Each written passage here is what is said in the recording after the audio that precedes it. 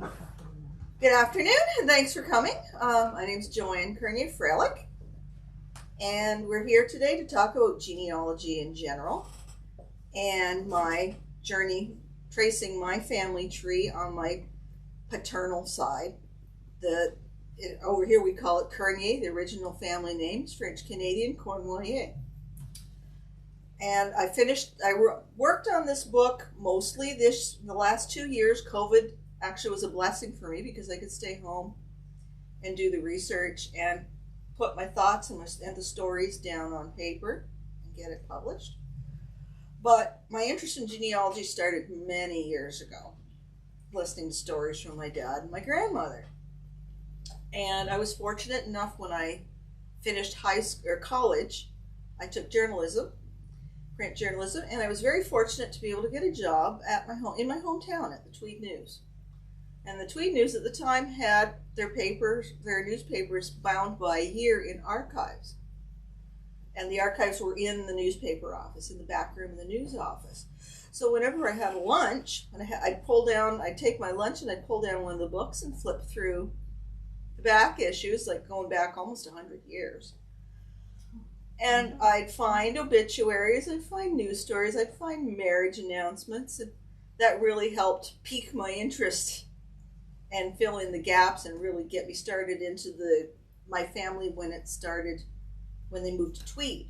I didn't know too much about what happened before Tweed. They've been in Tweed since about 1865. I still have family members there. My dad's youngest sister still lives in Tweed, and her kids still live in the Tweed area. So I kind of let it go for a while. Life got in the way. And then finally the computer age came along, and I got a home computer, and I discovered online research. And that was both a blessing and a curse, because when you're researching online, you have to be very careful about misinformation. You're talking about ancestry. There's a couple of major genealogical online formats that people use. The biggest one is Ancestry.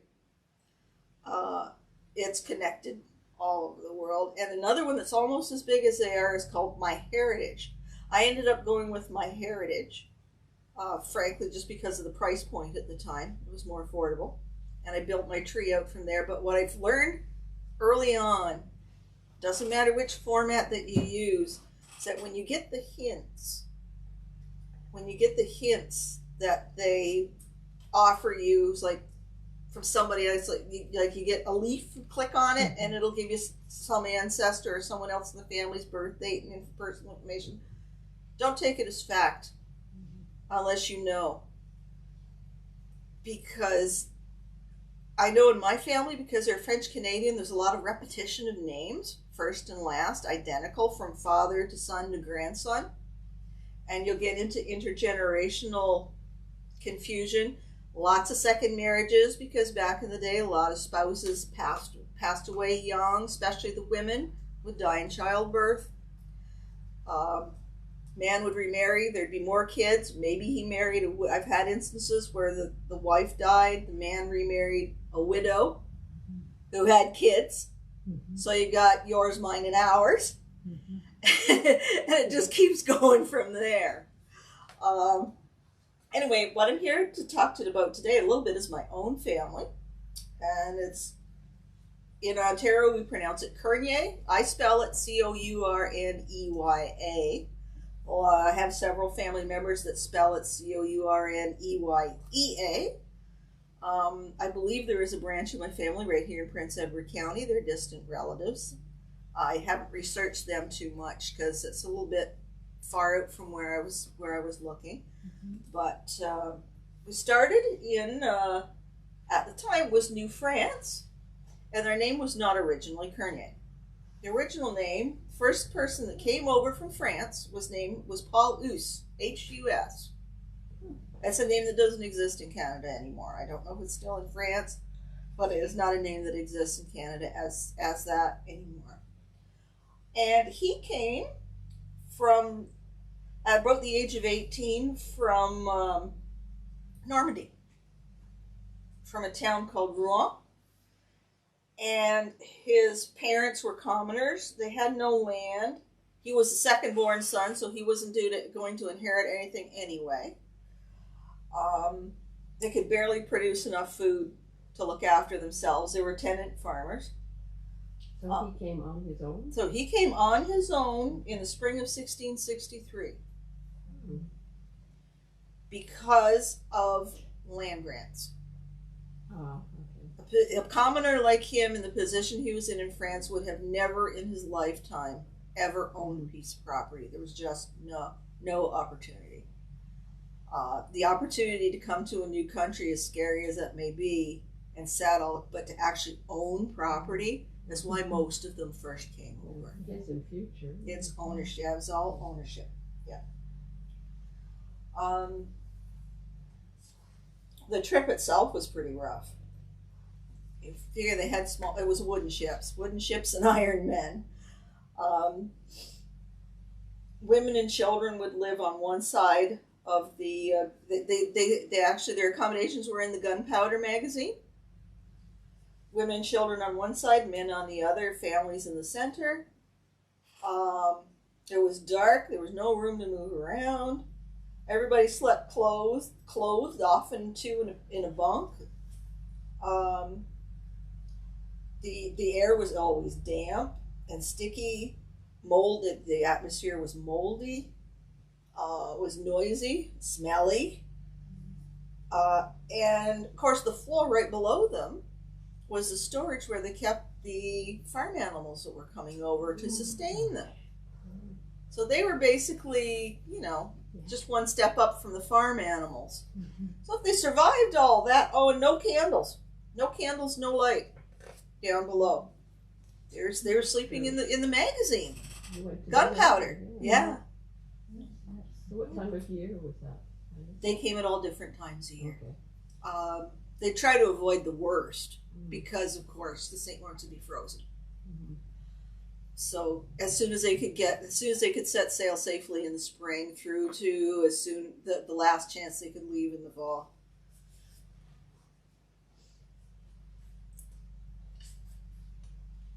About a 75-day trip. 75 days. A lot of them didn't make it. Oh my gosh. 75-day trip. So when my ancestor arrived in Quebec, for whatever reason, either by a public notary or a parish priest, they changed the name from HUE to HUS. And changing family names is the bane of genealogy. Mm-hmm. That causes a lot of confusion. And especially the French Canadian, because a lot of us use what's called dit names or D names. So he was Paul U, but his son, firstborn, might be Pierre dit Paulu, son of Paulu. Okay. Yeah, Paul's son. So in another culture, in another language, it might be Paulson. Yeah. Or Johansson. Mm-hmm. He said. So Paul had several children. They were very fortunate. Actually, he was fortunate that he survived and that he married a woman that survived. By about 1666, he was working in Beauport, Quebec, now part of Quebec City. And he was a domestic, an agricultural labor for a surgeon. This surgeon, Robert Giffard, had been in New France for over 40 years already, so he was a very early settler. And after his contract, this is the way a lot of the men came over, as they were contracted. They were indentured servants for 3 to 5 years, and then after they finished their commitment as a servant, then they were probably given some land, and they were free to make their way on their own. So he did that. He fulfilled his contract, and then he moved to Trois-Rivières, Three Rivers. By about 1669, he had a land grant that was part of the seigneury of Jacques Hertel de Cournoyer. There's where the name Cournoyer comes in, or Courneya comes in. So if you go back originally, the Courneyers in Canada, Cournoyers took the name from a seigneury, not from a person. We really don't know why the senior hotel chose the name Cournoyer. It has absolutely no bearing on a family name at all.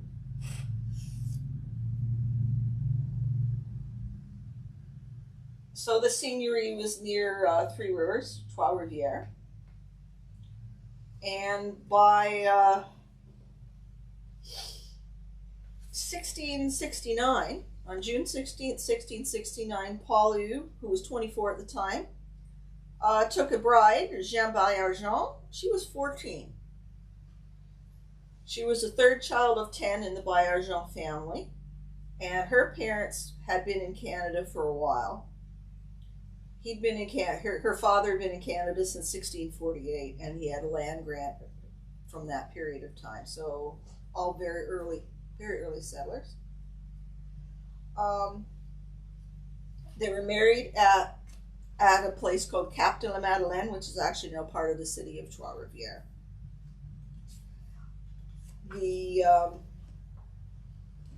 Actually have a copy of the marriage contract, of the marriage contract, and back then it was much more than just a marriage ceremony. The contract actually also included, of course, parents' permission and a will.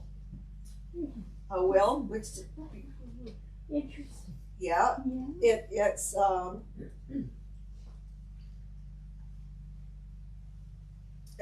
because they got a couple of lines in here that says, if Paul Hue should die without children, he gives all his goods and property to Jeanne Baillargeon, his spouse, and reciprocally, if she should die, everything goes to him. And of course, there's a dowry. So the Cournoyer name started in Canada with the sealing of a marriage, contracted with a dowry of a cow, 2 pigs, 6 chickens, and a rooster. And my father was a chicken farmer. So we kept the tradition. Yeah, we kept the tradition up. So once he was married, he became a habitant. He had land. He had a farm. He had 6 acres of cleared land, a house near Beaucancourt, and he grew wheat, peas, oats, rye, and barley. The farms weren't square. The farms were long, narrow tracts with all of them had a little bit of waterfront on the St. Lawrence, and they're very long and skinny. And you can see, if you look at it, if you do Google Earth, you can still see the design along the river. You can still see some of those imprints from way back then, how they were laid out.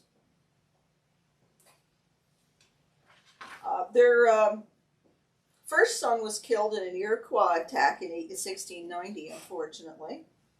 And in a second attack on the same community, in 6 years later, the Iroquois completely destroyed the community, burned all the houses and their crops.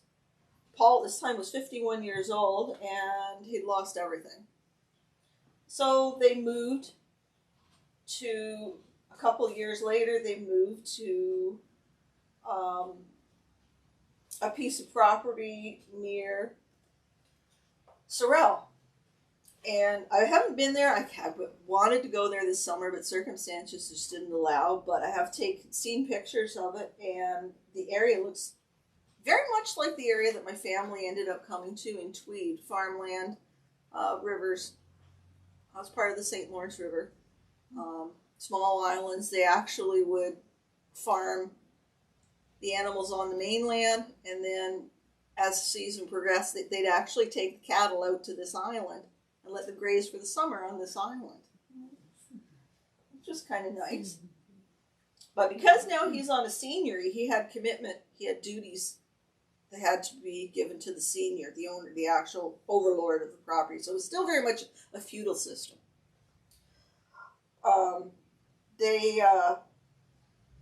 They had to pay rent. They had to grind wheat at the seigneur's mill and donate part of the wheat to the seigneury. And they also had to donate 1/13 of the total amount of fish that they caught. They are committed to completing 1 to 4 days of mandatory work during the harvesting and sowing and haying season. And this was in repayment for the senior granting them the property. So they're basically paying, trading goods and services for their land. But why would he have lost his first plot of land? It was destroyed. It was overrun by the Iroquois, and the people that were there just didn't want to rebuild. Okay. The land wasn't being protected. It wasn't safe. They didn't want to stay there and get killed.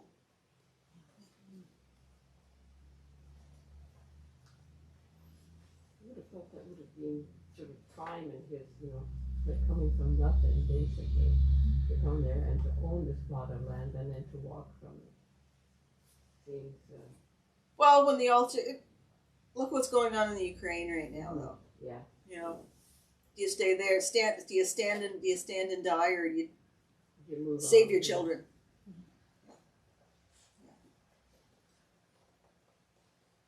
So one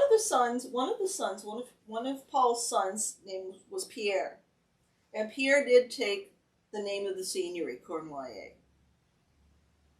So Pierre, who married a woman, Joanne, started the Cournoyer family line in Canada. And they had several children, and then they started to spread out. And for the first 100 years, for about 100 years, they stayed pretty close to Sorel because there was plenty of land. But after the families kept growing and growing and growing, they couldn't sever off enough land. There wasn't enough land to make it worthwhile for them to sever off and give their kids more land, because there was no more land. They pretty much claimed everything that they could. So people started branching out.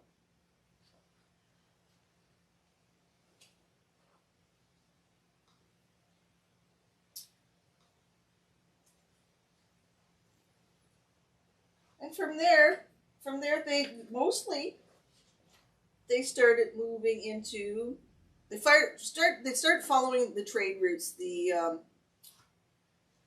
water trade routes, the voyageur. Some of my ancestors were voyageurs, so they became fur traders, and they'd follow the major water arteries like the Missouri River, the St. Lawrence through the Great Lakes.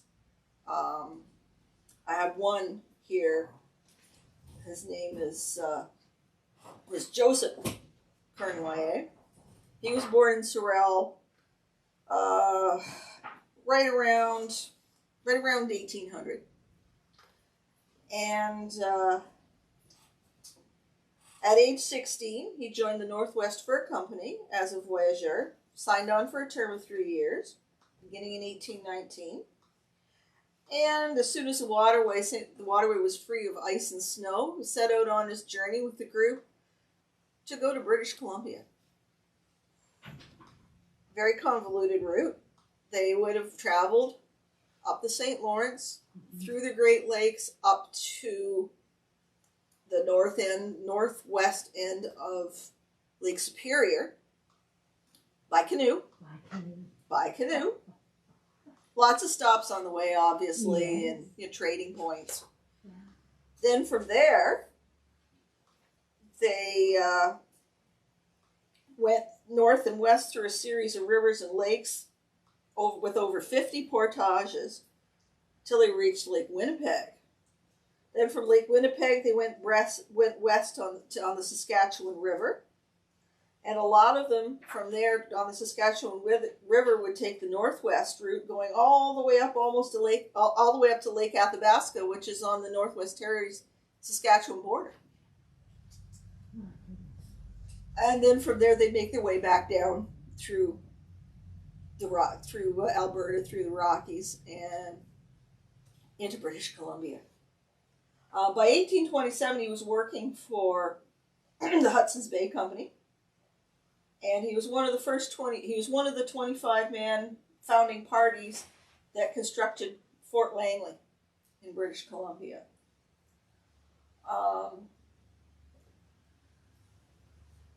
Apparently, the Hudson's Bay Company liked to recruit the young men around Sorel, Quebec, because they were sturdy. they knew how to handle boats, and they were used to dealing with the native population because a lot of them at that time had intermarried. Now, my personal family, I have found no records that I can prove that I have any native on my side of on that side of the family from Quebec or from Canada in general at all. There is a branch I'll talk to you about in a few minutes in the States that is very interesting. But back to the Hudson's Bay Company. Now, at the end of his contract in the Hudson's Bay Company, he stayed at Fort Langley for several years. And then he traveled down to Oregon.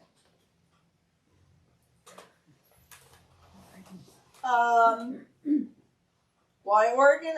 Following the fur, following the lumber trade. Following the lumber trade. And he ended up staying down there. He was an independent trapper, and he worked for the Pacific Fur Company, the Northwest, and the Hudson's Bay. He ended up becoming a farmer. And he did marry an American indigenous woman. This was a difficult part of my family tree of the family to trace, because this woman had been married 3 times. She had terrible luck. Both her first husband was killed by the Blackfeet. Her second husband drowned, and my distant relative Joseph was the third husband. He lived a natural life and died of natural causes, thank goodness. But as trying to figure out whose kids were who, haven't really been able to do it, because this one would adopt that one, and they changed names. Another branch of the family, though, around the same time, is Pierre Cournoyer. He was born in 1829, and this is one that was a total fluke. I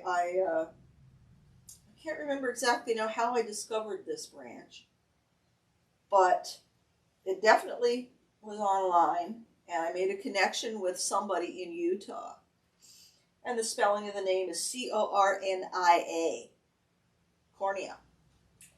Well, what I found out about the Courneya family is that Peter was the founder of that branch of the family in Utah when he hooked up with the Jerry Walton Company and went west with Brigham Young to found the Church of the Latter-day Saints.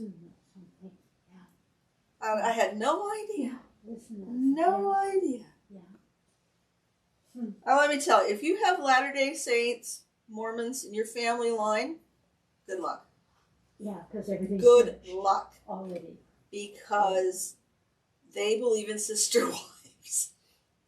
Oh, okay. And try to figure that mess of who belongs to who out. Yeah. Oh my goodness. I only went down a couple of generations with them, and I said, that's it. There's 15, 16, 18 kids, 3 or 4 different women, a couple of different men, brothers marrying their brother's wife, but he's still alive. That's their way, but boy, it sure, I can see why they're master genealogists. They'd have to be. Oh, well, they absolutely have to be. They are master yeah. genealogists, and apparently they have an incredible resource in Salt Lake. They have to be. They absolutely have to be. But that was very interesting. He actually spent a year doing Pony Express out there, and yeah, he was very much a founding member of the Latter-day Saints in Utah. And apparently there's still quite a number. Any Courneya, Cornia, that is LDS, that is out there now, is part of that family. But he was Pierre Cournoyer, but then when he went out west, he signed up for the service when he was out there. I'm not sure what military service it would have been, but that's when they anglicized his name, because the French Canadian was Catholic and he had to renounce his belief system. So he became Peter Courneya instead of Pierre Cournoyer.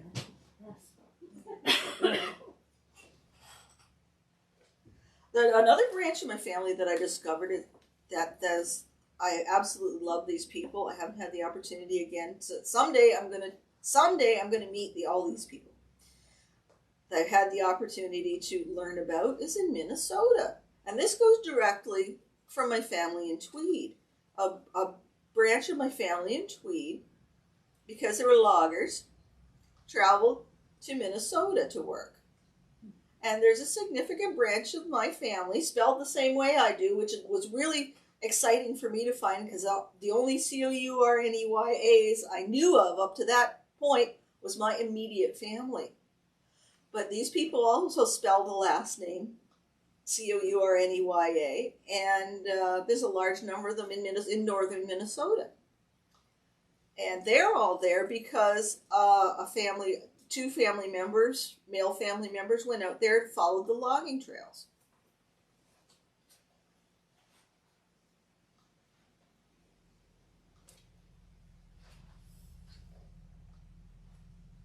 They're interesting people. The hard ones, the ones that I actually had the most difficulty with, was the New England ones, the New England Courneyas. Their families seemed to be the most hesitant. They really weren't interested in participating or talking to me about their family background. And I read a history book, and I understand why. Apparently, when French Canadians went to New England to work in the cotton mills, they were looked down on. Very similar, their treatment was very similar to what we would think of as treating black people in the Old South. And they're still I guess they're still kind of embarrassed about that. It's a stigma, which is unfortunate. So I really didn't get a lot of information about what their lives were like in New England. They really did not get treated very well. They had a very hard life. Down there. But in the New England textile mills, but when they were there, they took a lot of abuse. They actually, the Ku Klux Klan was after them because they were Catholic. They basically lived in tenement slums that were owned by the factory. So it didn't matter what they made, it went back to the factory anyway in rent. Almost like the Irish when they came over. History repeats itself. Yeah. History repeats itself. Yeah. Now we get to my favorite branch of the family, Bruno Cournoyer. Bruno left home at 14 or 15. He was the eldest son. His father passed away. And he made his way to the Dakotas, where he was a cattle drover for a while, and then he became a freighter, which is, you familiar with the 20 mule train borax? Okay, 20 mule train is a real thing. Oh. It is a mule train. It's a cart pulled by mules that hauled freight across the prairies. Now, they could have been mules, they could have been oxen, they could have been horses. But this is what he did for a while, and he married a Sioux native, a Sioux woman. And this is the branch of my family that I can confirm is native. Not blood related to me, it's very distant, but they are technically cousins. They're like 6 cousins once removed kind of thing. But he started the Courneya, they pronounce it Cournoyer. He started the Cournoyer line in South Dakota. And do they, sorry, I don't need you to That's quite all right. Spell it the same as you, or no? Not the same as me. They spell it the original way. C-O-U, just they spell it like that. Okay. But pronounce it differently. Okay. Cournoyer. Yeah. That took some getting used to. Yeah. That took some. And you know how I found them was somebody, and this is a fun little activity you can do at home if you use a computer at all. Somebody said to me, said, punch in the name that you want and then a state, and just hit Google search. And that's how I found out about this branch of the family. I just punched in Cournoyer, South Dakota. and it came up with the name of a Sioux gentleman who was a professor of art and philanthropy at a university in South Dakota and Oklahoma, and he was one of them. And I talk to him every day now. He's a wonderful guy, very, very smart man, very, very talented native artist. He's teaching actually native art at a university he's in North Dakota right now. I think he's doing something in North Dakota right now. Very smart man, very smart. But he came from a family of 14 on a poor reserve in South Dakota, and it was really eye-opening. Bruno, if you go back to Bruno though, he married a woman who died in childbirth after having their second child. Died in childbirth having the second child. So he had a son, and then he had the daughter. Then there was a daughter came along, but the woman, the wife, died having the daughter. Then he remarried and had several more children. The son, Leon, had 4 sons and 3 daughters. The first 3 of those 4 sons, they were ranchers. Leon had a massive ranch because he was married to a native Sioux. The ranch, they were entitled to property on the Rosebud Reservation, which is one of several large reservations in the Dakotas. So they had almost 1,000 acres. And they were ranching like traditional, like you'd see in Texas, traditional Wild West style. The cattle roamed the range all year round, and then they did a spring and a fall roundup when they called some animals to sell. So they were, and he was a freighter as well. He'd run freight from Nebraska up to Deadwood. Of course, everybody's heard of Deadwood, right? Yeah. Now, his boys took a different path. They were the Cournoyer brothers. 3 of the 4 boys, the 3 eldest boys, John, Claude, and Philip, joined a gang of cattle rustlers and horse thieves called the Sully Gang. And you can look the Sully Gang up. Jack Sully and the Sully Gang. I don't know why they're not more famous. Because they were just as active pretty much at the same period of time as Billy the Kid, Wild Bill Hickok, Buffalo Bill. They're in the same area. They actually operated around Deadwood and Montana, Billings, Montana, and up into Canada. Over the course of their time, they figure they stole 50,000 head of cattle and at least 3,000 horses. Probably killed 7 settlers. Reason they were never hung or caught for any of the murders is because they were a gang and you could never prove who did it. They could never prove who did it. But these guys had a fairly lengthy career of criminal activity until they got caught in, Sully himself, the gang leader, got shot and killed by a sheriff. He was a wanted man. They were all wanted. And then within the next year and a half, the 3 boys got caught as well as the rest of the gang. And they got sentenced to a term at Leavenworth. Did a couple of years in Leavenworth. Got out. Didn't learn anything. Went back to cattle rustling and horse stealing. This time they were running just between 2 reservations in the Dakotas, in South Dakota. Got caught again. Got tried and convicted in Deadwood. Did 5 more years. This time they seem to have learned their lesson. They stayed out of prison, but they still stayed in South Dakota, stayed on the reserve. And the older 2 boys learned their lesson. The youngest of the 3, Philip, in 1920, ended up getting shot and killed by a jealous husband. Fascinating, fun stuff, absolute. And you know, I had the kindest gentleman in South Dakota. Like, you meet the most wonderful people doing genealogical research. This fella isn't even family. He's a friend of a friend. Older gentleman who spent all his life in that part of South Dakota. I got connected with him through, again, friend of a friend.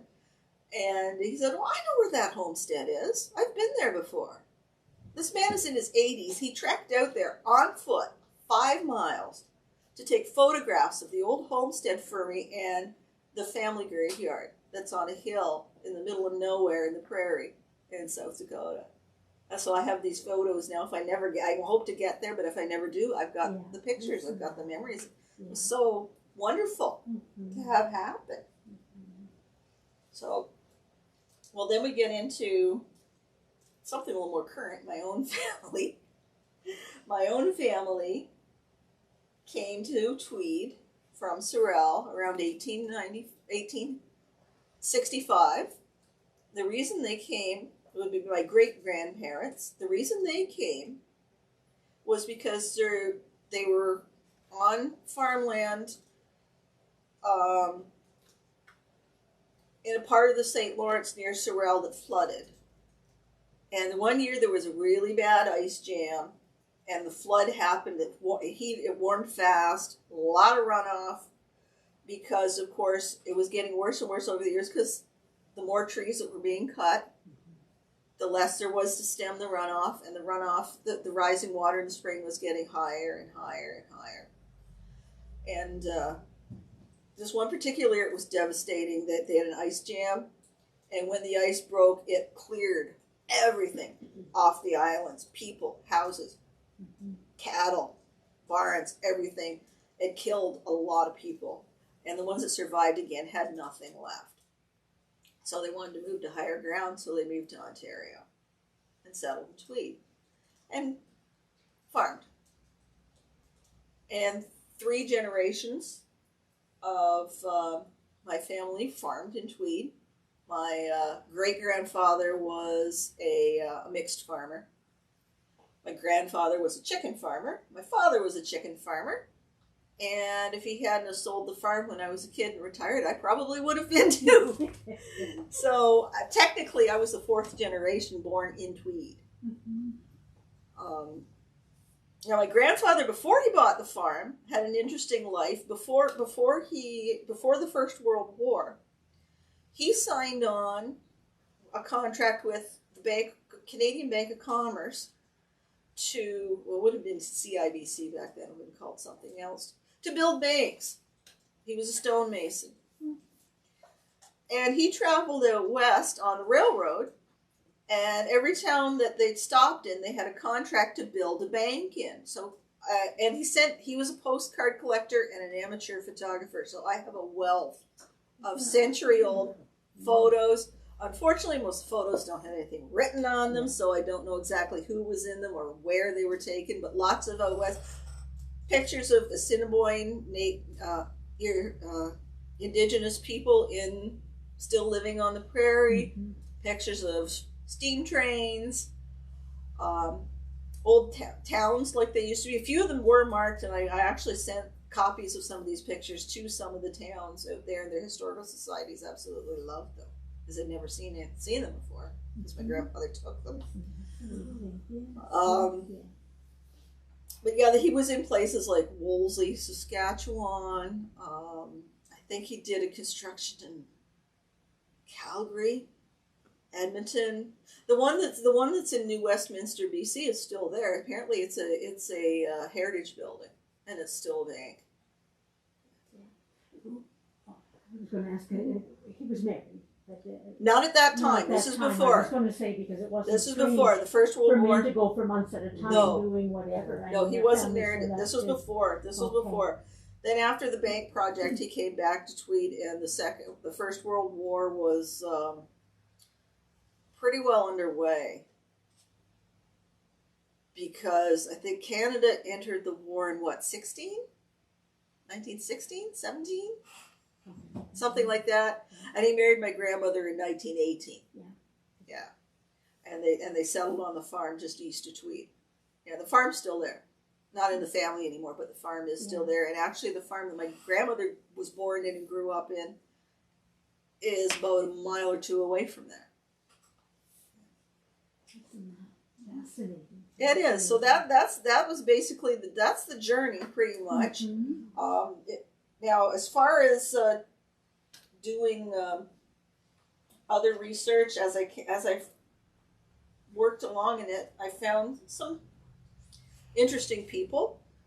Yes, I am related to Evan Cournoyer, the I hockey was going to player. ask you that. I am absolutely. He is a distant cousin. I was going to Yes, ask you I that. am absolutely related to Evan, and I can prove it. Yes. I am related to a Paul Cournoyer, who was a 20th century impressionist artist who worked in the teens up to about 1920 in New York City. And he was from the Missouri family line. I had a cousin Leona who was an MLA for a few years, represented Hastings, Frontenac, Lennox, and Addington, Prince Edward Hastings. She was Minister of Education from 2010 to 2011, Ontario Minister of Education. Mm-hmm. I found actors, gymnasts. There's a gymnast here, Renee. I actually was watching him. He didn't place, but he did go to the Olympics. He represented Canada in the last Olympics. He was an Olympic gymnast. The family from the States, one of Bruno's grandchildren, her name was Angela Cournoyer Fisk, and her husband was a very famous photographer apparently at the time, and he photographed a lot of images of the Dakotas and the natives in the Old West. And I guess there's quite a collection of his work in the University of North Dakota. Now, Gerald Cournoyer is the guy that I got into contact with to find out about all these Cournoyers in South Dakota. And he's an artist and an educator. And he's Oglala Sioux. And he has a father of four, and his wife Diana works with the Department of Indian Affairs in Washington, D.C. So they're a very accomplished family. Yeah. Very accomplished family, very well educated. One of my cousin's sons, his name is Justin Cournoyer. It's probably originally Courneya, but he changed it back to the original spelling. He was raised in Actinolite, which is just north of Tweed. And he actually has a fine dining restaurant in Toronto in the Ossington Avenue area called Actinolite. And apparently he's very well known. And up until a year or two ago, there was a Nellie Courneya who was the premier of the Northwest Territories. Now, she was Courneya by marriage, Mm-hmm. but still the family name. Yeah.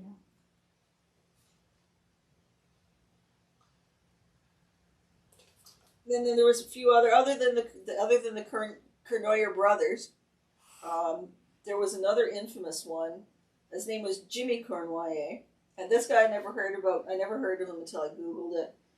He was a drug kingpin, really big. Like he was moving in circles like with Leo DiCaprio. Oh, really? And yeah, because they didn't know what he was doing. They just knew he was wealthy. And they called him the King of Pot. He actually ended up getting busted, and his hearing was in New York State. And he was at his peak. He was hanging out with people like George St. Pierre and Leo DiCaprio. St. Pierre's on UFC, and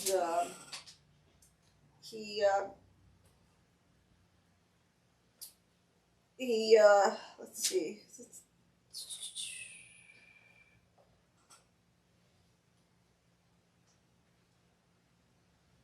He was sentenced in 2014. Yeah, he was sentenced in 2014 to 27 years. So he's still in jail, and he's in the States.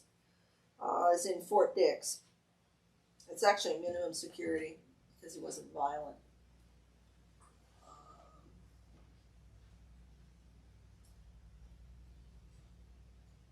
That's about it for the family. We're still here today, and we're still making history. Yes. I want to know how you found out all this information. I mean, this is just amazing. It started out with like I say, start out asking Yeah. family, Yeah. asking family members. That's the big one. Is if you have any family members, even yourself. I don't know if you write memoir at all. That's what sort of prompted me. Okay, Because I am yeah. writing memoirs. Okay, I do too. Yeah. I do too. Yeah. That's a great way because then you've got that for your kids and your Yes, grandkids. yes. And anything you think of, just jot it down for sure. Mm-hmm. And then either join a group if you like working with other people that can give you advice, a genealogy group, or join, like say, Ancestry or My Heritage, and start from there. That's a great place to start. And just play around online.